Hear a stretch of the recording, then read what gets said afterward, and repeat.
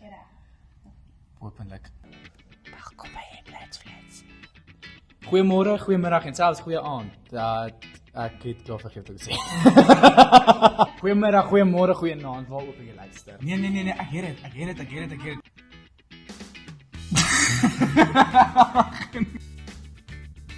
Okay, ons moet daai oor doen. Yes, hier gemeente help my, ek struggle hierso. Hierdie gaan 'n lang dag wees, sorry. Ek dink ek moet eers my woorde gaan weer. Nee, yes.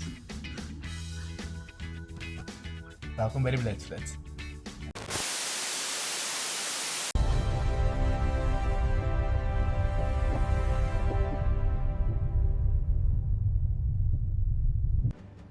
Goeiemôre, goeiemiddag en goeienaand aan al ons luisteraars. My naam is Albert Matthijsen en welkom by hierdie week se Blitsflits, maar ook welkom by die Hervormde Kerk.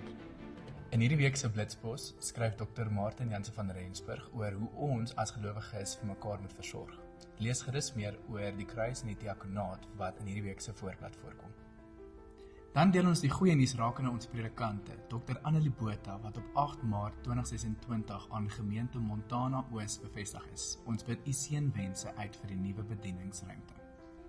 Gemeente Nederlands het op 6 Oktober 2025 saam met die gemeente van Johannesburg Wes saamgesmelt en het 'n nuwe gemeente opgestel met die naam Kruispad.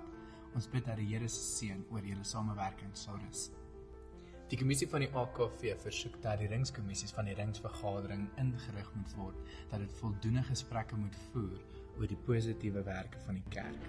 Komment op hierdie video wanneer jy dink jou ringsvergaderings plaasvind. Baie dankie aan elkeen van julle wat ingeskakel het met hierdie week se Blitsflits. Ons sien mekaar weer volgende week. Kom ons sluit af met gebed. Wees my genadig, o God, in u troue liefde. Wis my oortredings uit in u groot barmhartigheid. Was my skoon van my skuld. Reinig my van my sonde. Ja, my oortredings ken ek en van my sondes bly ek altyd bewus.